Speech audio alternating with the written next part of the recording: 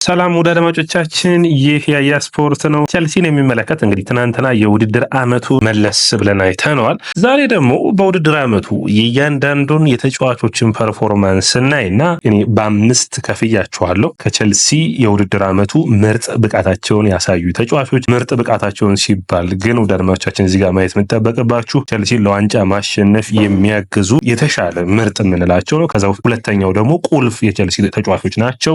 ከዛ በኋላ እያደጉ ያሉ ቁልፍ ተጫዋችና እንዲሁም ደግሞ ምርጥ ወይም ደግሞ የምርጦች ምርጥ መሆን የሚችሉ ማለት እንችላለን። እዛ ደካማ ብቃት በውድድር ዓመቱ ላይ ያሳዩና ከቸልሲ መሰናበት የሚጠበቅባቸው ብዬ በአምስት ከፍያቸዋለሁ። የተጫዋቾቹን በእያንዳንዱ እርከን ስር ማስቀምጣቸው ይሆናሉ። ደድማቻችን የእናንተን አስተያየት እጠብቃለሁ። ይህ የኔ አስተያየት ነው እና የተሳሳተ ካለ እንድታስተካክሉት እንግዲህና ያላችሁን ኮሜንት ብታስቀምጡልኝ ደስ ይለኛል። እዚህ ላይ የተጫዋቾችን ሬት የምናደርጋቸው የተጫዋቾችን ምርጥ ወሳኝ ተጫዋች እያደጉ ያሉ ደካማና መሰናበት ያለባቸው የምንላቸው እነማን እንደሆኑ እንግዲህ ምነግራችሁ ይሆናል። ነገር ግን አንድ ልብ ልትሉ የሚጠበቅበት ከ10 ጨዋታ በላይ ያደረጉትን ነው። ታዳጊዎችን ወይም ከ10 ጨዋታ በታች ያደረጉትን ሬት አላደረኩም ማለት ነው። እንግዲህ የእናንተን ኮሜንት የምጠብቅ ይሆናል። ይህ ያያ ስፖርት ነው። ደድማቻችን ላይክ፣ ሼር፣ ኮሜንት፣ ሰብስክራይብ ማድረጋችሁን አትርሱ። ከኢትዮጵያ ውጭ ያላችሁ ከሆናችሁ ደግሞ ጆይን በማድረግ የያያ ስፖርት ቤተሰብ ሁኑ። ኮሜንት መስጫ ቦክስ ላይ ጻፉልኝ። እንግዲህ ከ10 ጨዋታ በላይ ለቸልሲ የተጫወቱ ተጫዋቾችን ስንጀምር እንግዲህ በመጀመሪያችን የምናደርገው ማርክ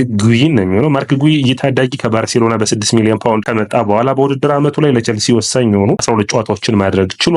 በጥሩ ፐርፎርማንስ በኮንፈረንስ ሊጉ በተለይ ጥሩ ብቃቱን አይተናል። አሁን ቸልሲን የመልቀቅ እድል ሊኖረው ይችላል ወደ ስትራስቡርግ፣ ያለበለዚያ ደግሞ ወደ ኢፕስዊች ታውን የሚፈልጋል። ይህ ተጫዋች እንግዲህ እያደጉ ያሉ በሚቀጥሉት ዓመታቶች ውስጥ ለቸልሲ ወሳኝና ምርጥ ተጫዋች ውስጥ መግባት የሚችል ነው። ሁለተኛው ጆሹዋ ቺፖንግ ነው የሚሆነው። ጆሹዋ ቺፖንግ ታዳጊው የቸልሲ የተከላካይ መስመር ነው። 12 ጊዜ ለቸልሲ ተሰልፏል። እንግዲህ በጣም ጥሩ ፍክርን ያሳየ ተጫዋች ነው። በእኔ እይታ አስደምሞኛል እና እያደጉ ያሉት ከሚሆኑት ተጫዋቾች ውስጥ አንዱ ነው። በማደግ ላይ ያለ ጥሩ ፐርፎርማንስ ያለው ተጫዋች ነው። ነገር ግን በእኔ እይታ ቀጣይ ዓመታቶቹን ሀሳብ ስታዩ ወሳኝ ተጫዋች ሆኖ የመቀጠል አቅም ይኖረዋል ብዬ አስባለሁ። ሌላኛው የሚሆነው እንግዲህ ቸልሲን የሚመለከተው ሌላኛው ተጫዋች ሚካኤሎ ሙድሪክ ነው። ሚካኤሎ ሙድሪክ በውድድር ዓመቱ ላይ እንግዲህ የተሻለ ፐርፎርማንሱን ያሳየ ይገኛል ነበር። 3 ጎሎችና 2 አሲስት ነበሩ። ኮንፈረንስ ሊጉ ጥሩ ፐርፎርማንስን አሳይቷል። ነገር ግን በዶፒንጉ ምክንያት እንግዲህ ተጫዋች ደካማ ውስጥ ነው የሚገባው። ያለፉትን 4 እና 5 ወራት ቸልሲን እያገለገለ አይደለም፣ በተለይ ከየካቲት ወር ጀምሮ። ስለዚህ የተጫዋች ደካማ ብቃቱ ላይ ነው ማለት የምንችል ነው። በተጫዋቹ በብቃት ክህሎት ሳይሆን በዶፒንጉ ምክንያት ነው። ብዙ አድማጮቻችን ኮሜንት ላይ እየጠየቃችሁ ነበር። ወደ አድማጮቻችን ምንም አዲስ ነገር የለም። ይህ ተጫዋች የመመለስ እድሉን በሚመለከት የሁለተኛው ቴስቱም ተመልሷል የሚል ነው። ከዚህ በፊት የሳምፕል ቢዩን እንዲሁም ደግሞ የእውነትና ሐሰት ነው የሚለውን ፖሎግራፊ ቴስት አድርጎ ነበር። ነገር ግን ያ ምንም አይነት ለእግር ኳስ ማስረጃ የሚሆን አይደለም። በቅርቡ እንግዲህ ካመነና ቅጣቶቹ ሊቀጣ የሚችልበት እድል ሰፊ ነው። እንግዲህ ያንን የሚጠበቅ ነው የሚሆነው። ደድማቻችን ሌላኛው ተጫዋች የሚሆነው ዌስሊ ፎፋና ነው። ጉዳት አስቸገረው እንጂ ውድድር ዓመቱን በምርጥ ብቃት የጀመረ ተጫዋች ነበር ዌስሊ ፎፋና። ይህ ተጫዋች እንግዲህ በኔ እይታ ወሳኝ ተጫዋቾች ውስጥ ይገባል። ነገር ግን በምርጥ ፐርፎርማንስ ላይ ማሳየት የመቻል አቅም አለው። የሚቀጥለው ውድድር ዓመት ከባድ ፈተናን የሚያመጣበት ይሆናል። ዌስሊ ፎፋና በጣም ጥሩ ብቃት ያለው ክህሎቱ ማደግ የሚችል ነው። ነገር ግን የሚቀጥለው ውድድር ዓመት በጉዳት የሚቸገር ከሆነ ከዚህ ቡድን የመልቀቅ እድሉ ሰፊ ይሆናል ብዬ አስባለሁ። ሌሎችን ባጠራጠር እያደረግን እናውራቸው። ዴሳሲ፣ ሬናቶ ቬጋን ማንሳት ይጠበቅብናል። ዴሳሲ እንግዲህ በውድድር ዓመቱ በኮንፈረንስ ሊጉ አምበል ከመሆኑ ውጭ እንግዲህ ቸልሲ ከሚለቁ ተጫዋቾች ውስጥ መሰናበት የሚጠበቅበት አንዱ ነው የሚሆነው። ሌላኛው ሬናቶ ቬጋ ነው የሚሆነው። ለቸልሲ በግማሽ ሲዝን ብቻ ራሱ 16 ጨዋታዎችን አድርገዋል። በውድድር ዓመቱ ሙሉ ቢቆይ ጥሩ ነበር። ነገር ግን ይህ ተጫዋች ቸልሲን የመልቀቅ ፍላጎት አለውና ቸልሲ ካወጣበት 15 ሚሊዮን ፓውንድ የተሻለ የሚያገኝ ከሆነ ይህንን ተጫዋች የሚለቁት ይሆናል። ሌላኛው የሚሆነው ላቪያ ነው። እንግዲህ ላቪያ 17 ጨዋታዎችን ነው ማድረግ የቻለው። ከአምና አንጻር አምና 45 ደቂቃ ነው ያደረገው። በዘንድሮ የውድድር ዓመት 17 ጨዋታዎችን ማድረጉ ትልቅ ለውጥ ነው። ነገር ግን ይህ ተጫዋች አሁንም ብቃቱን ማሳደግና በጥሩ ፐርፎርማንሱ መምጣት ያስችሏል። በብቃቱ ካያችሁት በክህሎቱ ምርጥ ብቃት ያለው ተጫዋች ነው። ነገር ግን ወሳኝ ተጫዋች ወይም ቁልፍ ተጫዋች ከሚባሉት ውስጥ ነው የምናስገባው። ምክንያቱም ጉዳቱን መሻሻል የሚጠበቅበት ነው የሚሆነው። ወደ አድማጮቻችን ሌላኛው እንግዲህ የቻሎባ ጉዳይ ነው። እኔ በቻሎባ ጉዳይ ትንሽ አከራካሪ ነው። በኔ እይታ የቸልሲ ወሳኝ ተጫዋቾች ውስጥ መግባት ያለበት ይመስለኛል። አንደኛ ከጥር ወዲህ ነው የመጣው። ይህ ነው የሚባል ግልጽ ስህተቶችን በቻሎባ በኩል አላየንም። በውድድር ዓመቱ በቸልሲን በእያንዳንዱ ሁኔታ ሁሉ አግዟል። ነገር ግን አንዳንዴ ወሳኝ ተጫዋቾችን ሽጠህ በተሻሉ ቁልፍና እንዲሁም ደግሞ የተሻሉ ምርጥ ተጫዋቾች ውስጥ ማስገባት የሚቻልበት እድል ሰፊ ይሆናል። ስለዚህ ቻሎባ ሊሸጥ ወይም ሊለቅ የሚችልበት እድል ሰፊ ሊሆን ይችላል። ጃኦ ፊሊክስን የሚመለከት ነው። ጃኦ ፊሊክስን ቸልሲን ከሚለቁ እንዲሁም መሰናበት ከሚጠበቅባቸው ተጫዋቾች ውስጥ አንዱ ይመስለኛል። ምክንያቱም ጃኦ ፊሊክስ ቸልሲን አይፈልግም። አንደኛ በጥሩ የዝውውር መስኮት መልቀቁ፣ ከዛ ውጭ አጨዋወቱን ለኤንዞ ማሬስካ ስታይል የሚሆን አይደለም። ሪሲ ጄምስ 27 ጨዋታዎችን አድርጓል። በኔ እይታ የኮንፈረንስ ሊጉ የፍጻሜ ብቃቱን አይቼ በተለይ በመጨረሻዎቹ 9 ጨዋታዎች ላይ ቸልሲ አንድ ጨዋታን ብቻ መሸነፉን ተከትሎ ጄምስ ለኔ የመጀመሪያው ምርጥ ተጫዋች ነው ብዬ አስባለሁ። ምርጥ የሚባል ወይም ደግሞ ኢሊት የምንለው ቸልሲን ማሻሻል ብቻ ሳይሆን ቸልሲ ይህንን ተጫዋች በመጠበቅ በእነዚህ ተጫዋቾች ዙሪያ ቸልሲ መደራደር የማይጠበቅበት ለዝውውር ገንዘብ ከመጣበት አንዱ ጄምስ ነው። ክህሎቱን ማሳደግ የሚችል ከጉዳት የሚርቅ ከሆነ ጄምስ በዚህ የሚቀጥል ይሆናል ብዬ አስባለሁ። ኬረን ድዋንስቤሪ-ሃልን እናንሳ። ኬረን ድዋንስቤሪ-ሃል በውድድር ዓመቱ መጀመሪያ ጀምሮ ለቸልሲ የሚመጥን ተጫዋች ነው ወይ አይደለም የሚል እንግዲህ ክርክሮች ነበሩ። በመጨረሻ ግን በኔ እይታ የውድድር ዓመቱ ደካማ ተጫዋች ነው፣ ደካማ ነው። ነገር ግን ትክክለኛው ገንዘብ ከቀረበ ይህንን ተጫዋችም ቸልሲ ማሰናበትና በተለይ በማን ይተካዋል ካላችሁ ደግሞ በአንድሬ ሳንቶስ ቦታውን የሚተካ ይሆናል። ከዛ በመቀጠል ኒኮላስ ጃክሰንን ነው የምናየው። ኒኮላስ ጃክሰን በውድድር ዓመቱ እንደ ብቃቱ እንደ ፐርፎርማንሱ ካያችሁት ጃክሰን መቀመጥ የነበረበት አምና ከነበረበት እያደገ የነበረ ብቃቱ 15 ጎሎች የነበሩት በሁሉ ውድድር ማለት ነው። ጥሩ ፐርፎርማንሱን እያሳየ ነበር። በውድድር ዓመቱ ግን 10 ጎሎች ላይ መድረስ አልቻለም። ይህ እንግዲህ ምን ያክል ጃክሰን ብዙ ነገሮችን ማሻሻል እንደሚጠበቅበት ነው። ቸልሲም እንግዲህ ሁለት አጥቂ የሚያስፈርም ከሆነ የዚህ ተጫዋች የመልቀቅ ጉዳይ የሚወራ ይሆናል። ስለዚህ በኔ እይታ ደከም ካሉ ተጫዋቾች ውስጥ ጃክሰን አስገብቼዋለሁ። ምክንያቱም በጉዳት ተቸገረ። ከጉዳት መልስም በተለይ የኒውካስትሉ ጨዋታ ደግሞ የቸልሲ የተጫዋችነት እድሉን ያጠበበበት ጨዋታ ሆኖ የሚታይ ነው። ነገር ግን ቸልሲ ከዛም ወጥቶ ውጤታማ ሆኗል። ሌላኛው የሚሆነው እንግዲህ ሳንቼዝ ነው። ግብ ጠባቂው ሳንቼዝ በኔ እይታ በጣም እያደጉ ካሉ ተጫዋቾች ውስጥ አስገብቼዋለሁ። ለምን ካላችሁኝ በኔ እይታ የውድድር ዓመቱ ሲጀምር ሳንቼዝ በጣም ደካማ ግብ ጠባቂ አድርጌ ነው ያሰብኩት። እያደጉ ካሉ ተጫዋቾች ውስጥ መሸጥ የሚጠበቅባቸው ይኖራሉ። ደካማ ከሆኑትም መሰናበት ካለባቸው እንኳን ሙሉ በሙሉ መሰናበት ያለባቸው ናቸው። ስለዚህ ሳንቼዝ አንዱ ነው እንግዲህ እያደጉ ካሉ ግብ ጠባቂዎች ውስጥ። በሚቀጥለው ውድድር ዓመት ፔትሮቪች የሚመለስ ከሆነ ሁለተኛ ግብ ጠባቂ ሆኖ ማገልገል ቡድኑን የሚችል ይሆናል ብዬ አስባለሁ። ካለበለዚያ ደግሞ ጥሩ ገንዘብ ከተገኘ ደግሞ ሳንቼዝን ከቡድኑ ማሰናበት፣ በነ ማይክ ፔደርሰን የተሻሉ ግብ ጠባቂዎችን ቡድኑ ውስጥ እንዲከበብ ማድረግ የሚያስፈልግ ነው የሚሆነው። ቶሲን አድራባዮ እንግዲህ ለቸልሲ ሌላኛው እያደጉ ካሉ ወይም ከጠበቅኩት በላይ ሆኖ ካገኟቸው ተጫዋቾች ውስጥ አንዱ ነው። በነፃ የመጣ ተጫዋች ነው። በተለይ በዓመቱ መጨረሻዎች ላይ ያሳያቸው ድንቅ ብቃቶች አስፈላጊ ናቸው።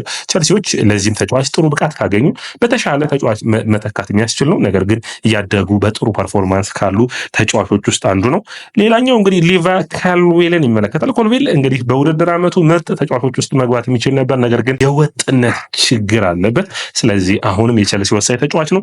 ነገር ግን በሚቀጥሉት ዓመታቶች ያሉበትን ችግሮች መቅረፍ ከቻለ ፓስ የሚያደርግበት አቅም ጥሩ ነው። ነገር ግን ከኋላ የሚከላከልበትን ብቃቱም ጥሩ ነው።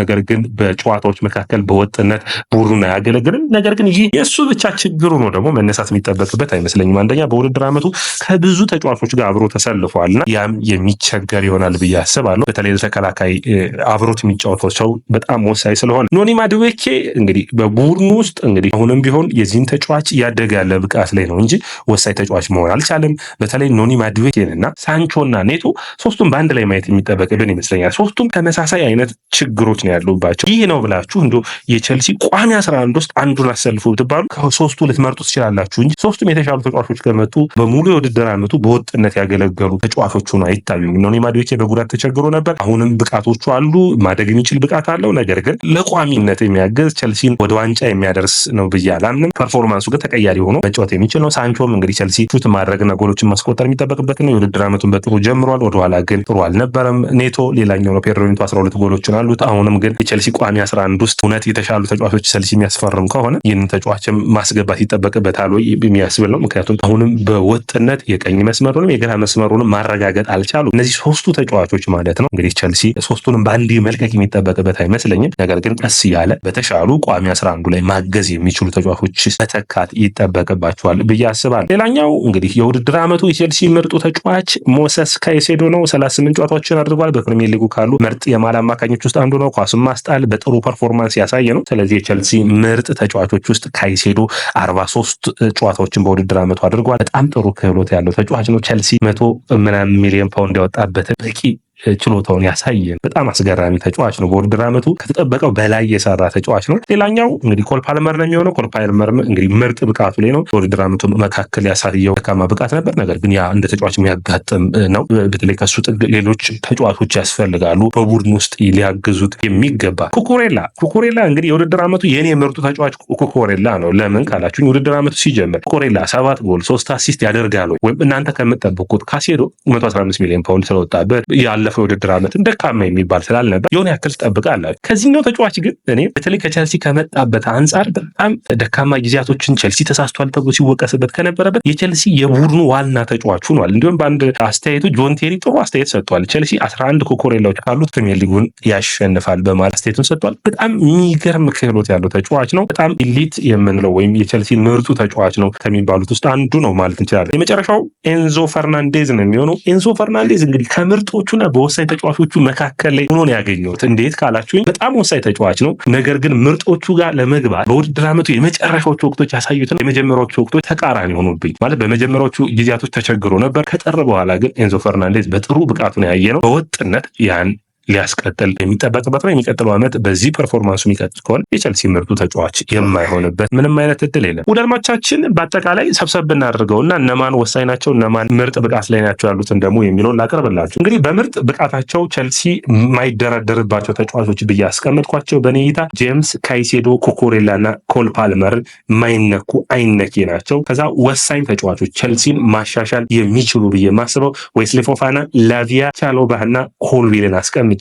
እነዚህ ግን መሸጥ የሚችል ይሆናል። ቻሎባ፣ ፎፋናም እንግዲህ በጉዳት ስለተቸገረ ማለት ነው እዚህ ቡድን ውስጥ ሊለቁ የሚችሉበት እድል አለው። ቡድን ውስጥ እያደጉ ያሉ አሉ። ማርክ ጉይ፣ ታይሪክ ጆርጅ እንዲሁም ደግሞ ታይሪክ ጆርጅን አላወራንም። ታይሪክ ጆርጅም እያደጉ ካሉት ውስጥ መካተት የሚችል ነው። ታይሪክ ጆርጅ፣ ፎፋና፣ ሳንቼዝ፣ ቶሲና ድራባዮ፣ ማዱዌኬ፣ ሳንቾ እና ኔቶን እዚህ ጋር ይቀመጣሉ። ደካማ ብቃት ያለ ገዢ የሚያገኝ ከሆነ ቸልሲ መሸጥ ያለባቸው ብዬ ደግሞ ያስቀመጥኳቸዋሉ። ሚካኤሎ ሙድሪክ፣ ባዲያሽር፣ ዱዋንስ ቤሪሃል እንዲሁም ደግሞ ጃክሰንን ማስቀምጫዋለሁ። እንግዲህ ጃክሰን ቸልሲ የሚገዛው ከሌለ ግን ቡድን ውስጥ መቆየትና ሁለተኛ ሶስተኛ አጥቂ ሆኖ መጫወት የሚችል ነው። ማሎ ጉስቶን አላነሳንም። ጉስቶ ጥሩ ፐርፎርማንስ ያላቸው ክህሎት ካላቸው ተጫዋቾች ውስጥ አንዱ ነው። ነገር ግን የጉስቶ ችግር ምንድን ላይ ነው ካላችሁ በውድድር ዓመቱ የወጥነት ችግር ነበረበት። ከአምና ብቃት አንጻር በዘንድሮ ውድድር ዓመት ደካማ ነው። በሚቀጥለው ውድድር ዓመት ከዚህ የተሻለ ሊሰራ የሚችልበት እድል ሊኖር ይችላል። እንግዲህ ክሪስቶፈር ንኩንኩም ቸልሲ መሰናበት ከሚጠበቅባቸው ተጫዋቾች ውስጥ አንዱ ነው። ስለዚህ በኔ እይታ ዴሳሲ፣ ሬናቶ ቬጋ፣ ጆ ፌሊክስ፣ ፊሊፕ ዮርገንሰን ግብ ጠባቂው ምንም አይነት ለቸልሲ የተለየ ክህሎቱን አላሳየን። ክሪስቶፈር ንኩንኩም እነዚህ ሙሉ በሙሉ መሰናበት አለባቸው። ሚካኤሎ ሙድሪክ እንግዲህ ከቅራቱ ጋር ተያይዞ ባዲያሽን ቡድን ውስጥ ሊቆይበት የሚችልበት እድልም ሊኖር ይችላል ኮልዊንን ሽፋን ለመስጠት። ነገር ግን መልቀቅ የሚጠበቅባቸው ውስጥ ወይም ደግሞ ደካማ ብቃት ውስጥ